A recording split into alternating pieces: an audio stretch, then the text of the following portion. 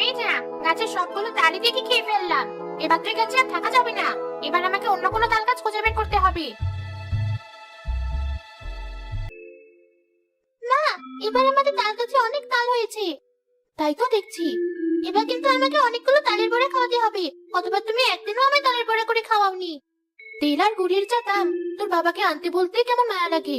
বেশ, তুই যখন খেতে চাইছিস, আমি তোকে আমার জমানো টাকা দিয়ে তিল গুড় কিনে এনে বড়া ভেজে খাওয়াবো।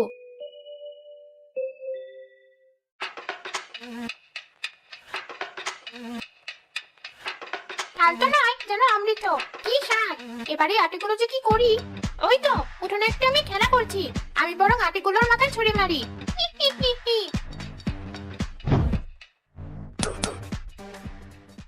মরে গেলাম। কি হলো? এভাবে চিৎকার করছিস কেন? উপর থেকে কে যেন তালের আটিগুলো আমার মাথায় ছুঁড়ে মারলো। আরে তাই তো, কিন্তু আটিগুলো কোথা থেকে এলো? বিশ্বাস করো মা, কে যেন উপর থেকে আটিগুলো আমার মাথায় ছুঁড়ে মেরেছে। আজকবি কথা, উপরে কে আছে যে তোকে আটি ছুঁড়ে মারবে? ভিতরে চল।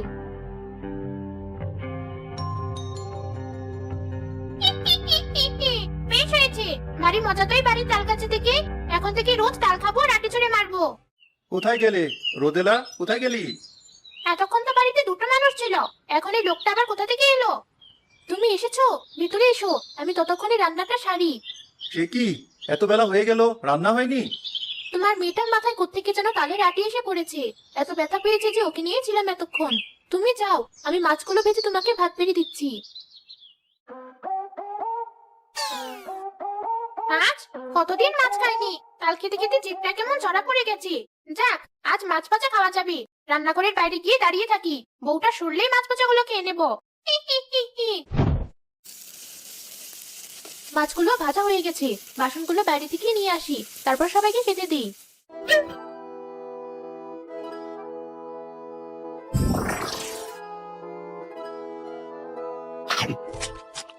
মাছ ভাজা খেতে মজা, সাথে আছে তাল। নেবে না কো কেউ সাজা, দেবে না কো কাল। উড়ে যাই তাল গাছে, যাই গিয়ে বসি। আমায় আর পাবে না, দেবো আমি হাসি। হি হি হি হি।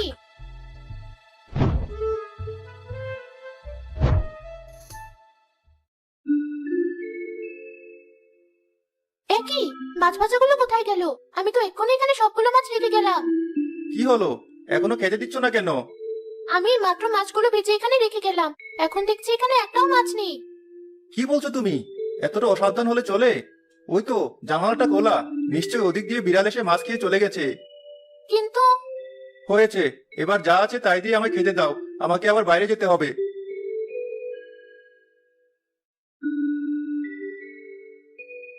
কিন্তু এতটুকু সময়ে বিড়াল এতগুলো মাছ খেয়ে চলে গেল, আর আমি বুঝতে পারলাম না। কি হচ্ছে এসব?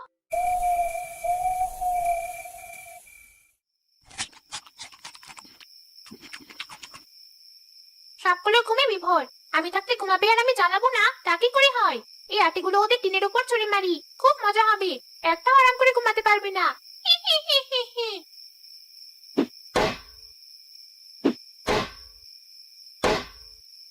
এত রাতে টিনের উপর কিসের শব্দ?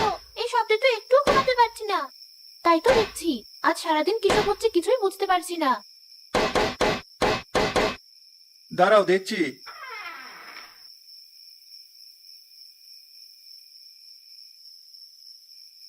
এ কি, এত তালের আটি কোথা থেকে এলো?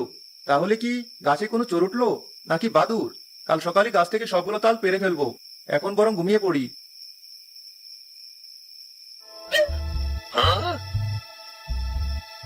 বললেই হলো তাল পেড়ে ফেলবে। আয় গাছে, একদম ঘর মুটকে দেবো।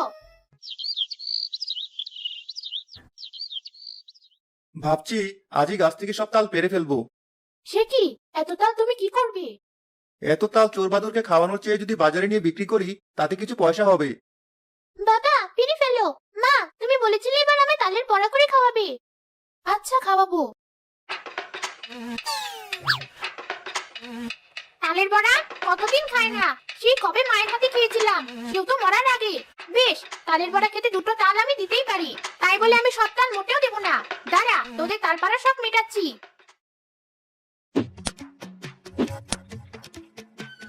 ওরে বাবা, মরে গেলাম। কি হলো? উপর থেকে দুটো তাল কি করে পড়লো? উপর থেকে তালগুলো কে ফেললো সেটাই তো বুঝতে পারলাম না। আর আমার মাথাতেও এভাবেই কে যেন তালের আটি ছুরি মেরেছিল। তোমাকে আর তাল পারতে হবে না। বাদুড়ি খাক আর চড়ি খাক, তাল পারতে গিয়ে তোমাকে আমি হারাতে পারবো না। ভিতরে চলো।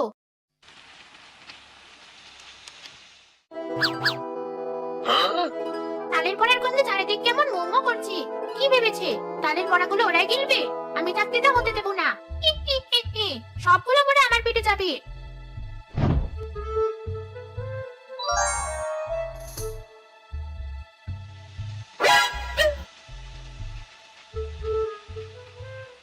এ কি মা, ওখানে গিয়ে দাঁড়িয়ে আছিস কেন? তোমার বড়া ভাজা দেখছি, কি খান। মা, গরম গরম আমার হাতে দুটো দাও। এত গরম খেলে তোর হাত মুখ দুটোই পড়বে। না মা, কিছু হবে না, তুমি দাও।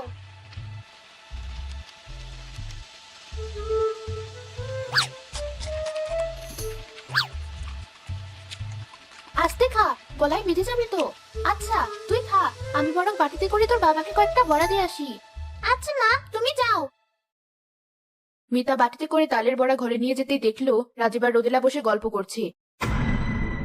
এ কি রোদেলা, তুই এখানে? তাহলে জানালার বাইরে কে দাঁড়িয়ে আছে? কাকে আমি তালের বড়া খাওয়ালাম?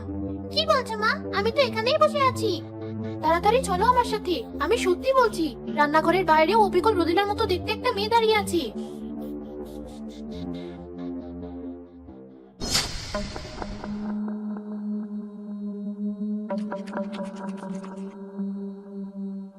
এ কি দেখছি, শাকচুন্নি?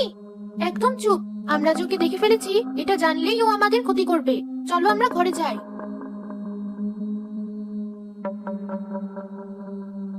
এর মানে এই 2 দিন যাবত উল্টাপাল্টা যা হচ্ছে তার সবই শাকচুন্নি করছে। হ্যাঁ বাবা, তার মানে তালের আটিগুলো ওই আমার মাথায় ফেলেছে, আর তোমার মাথাতেও তাল ওই ফেলেছে। কিন্তু এখন কি হবে? ভয় পেও না, আমি এখনই যাচ্ছি সাধু বাবার কাছে। তিনি নিশ্চয়ই একটা উপায় বের করবেন।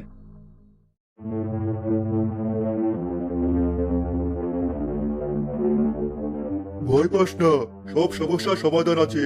শোন, একবার যখন লোভে ধরেছে, গন্ধ পেলে ও আবার আসবে, এটা রাখ।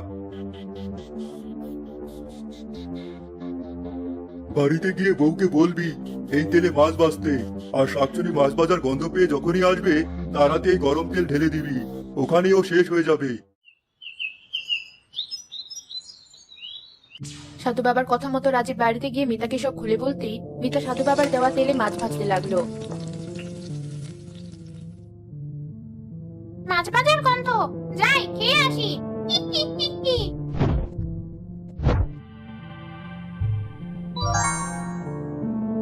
মা, আমায় একটা মাছ ভাজা দাও। হ্যাঁ মা, দিচ্ছি।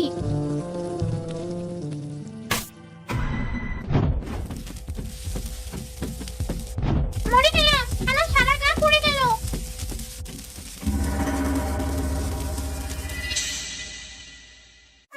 আরে শাকচুন্নি, আমাকে কি জ্বালাবি না। শোনো, এবার ভালো করে বাকি মাছগুলো বেজে ফেলো। দেখি শাকচুনি না পারলেও আজ কিন্তু আমরা ঠিকই মাছ ভাজা দিয়ে ভাত খাবো।